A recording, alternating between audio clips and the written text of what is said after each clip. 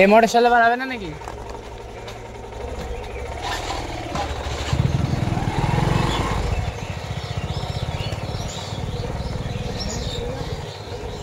কি কথা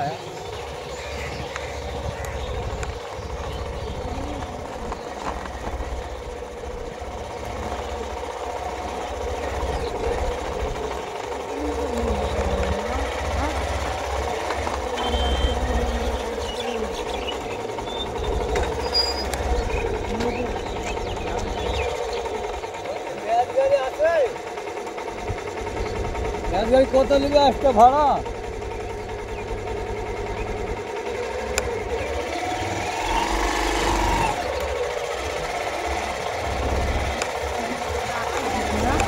গাড়িটা ঘুরিয়ে দিতে হবে,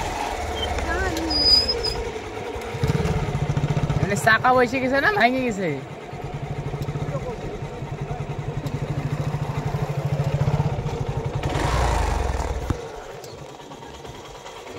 বষ্টমপাড়া ঘাটে গাড়ি ঢুকে গেছে।